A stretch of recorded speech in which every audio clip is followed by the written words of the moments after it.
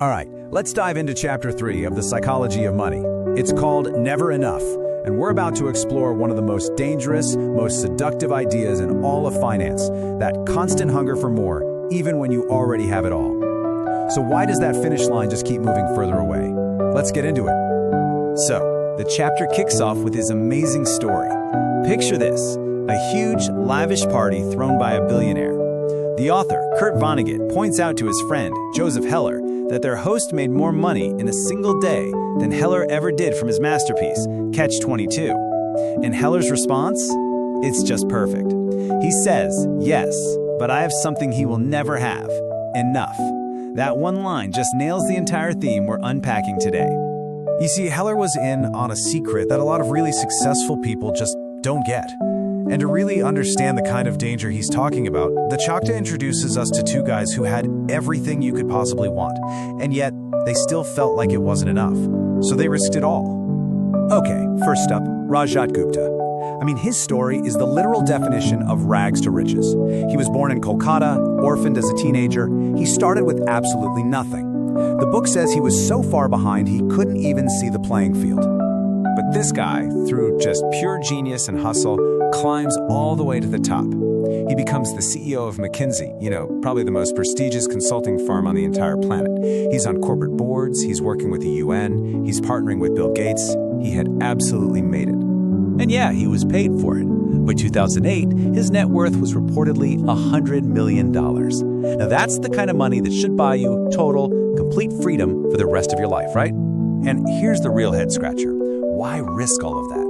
Well, he's on the board of Goldman Sachs. He gets a call. He finds out Warren Buffett is about to pump $5 billion into the bank during the financial crisis. 16 seconds. Just 16 seconds after hanging up, Gupta is on the phone tipping off a hedge fund manager who makes a quick $1 million. And for what? Gupta's reputation was obliterated, and he ended up in prison. Now let's talk about our second example, Bernie Madoff. And this is the part of his story that so many people forget. Before the whole infamous Ponzi scheme, Madoff was already a ridiculously successful and, get this, legitimate powerhouse on Wall Street. His legal business, a market-making firm, was an absolute beast. It was so efficient that it was handling almost 1/10 of the New York Stock Exchange's entire volume. And it was earning him, legitimately, somewhere between $25 to $50 million every single year. He was already fabulously rich. But apparently, that wasn't enough. So you've got these two stories, Gupta and Madoff, and they're really just case studies of the same tragic puzzle. Warren Buffett summed it all up perfectly. He said they risked things they had and needed, like their freedom, their reputation, all to get money they didn't have and absolutely did not need. It's a foolish trade, but you'd be surprised how often people make it. So what on earth possesses these brilliant, successful people to make such a foolish trade? Well, the answer is this really powerful psychological force, social comparison. It's this endless, unwinnable game where the goalpost just keeps on moving. Because guess what? There's always someone with more. It's that feeling that no matter how good you're doing, someone else is doing better. And that feeling can be totally intoxicating. And this just illustrates the problem perfectly. So a rookie baseball player making $500,000 a year feels poor next to his teammate Mike Trout, who's making $36 million. But even Trout can look at a top hedge fund manager pulling in $770 million a year and feel the same way. And then they look up to Buffett, who looks up to Bezos. You see where this is going. The ceiling is just so ridiculously high that pretty much no one ever actually hits it. The book gives this great analogy from a Vegas dealer. What's the only way to win at a casino? You walk in, and you walk right back out the door. It's the exact same thing with the game of social comparison. The only possible way to win is to just refuse to play. Okay, so if the only way to win is to not play, how do you actually do that? How do we get off this crazy ride? Well, it starts with learning what the book calls the hardest financial skill of all, getting that goalpost to finally stop moving. Think about it.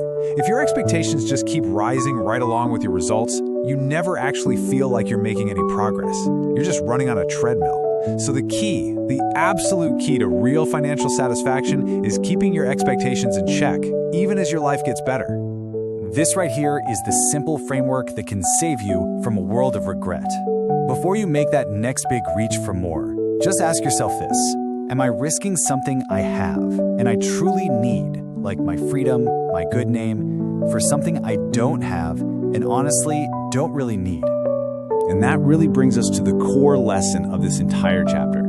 It's all about recognizing the things in your life that are truly invaluable, the things that no amount of money could ever be worth risking. Reputation, freedom, family and friends, being loved by the people you want to love you, and just plain happiness.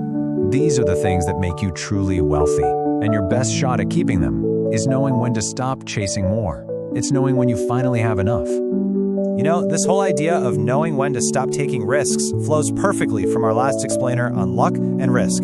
So if you happen to miss that one, you should definitely go check it out. And I really hope you'll join us next time, because we are going to be diving into what might be the single most powerful force in all of finance, the absolute magic of compounding.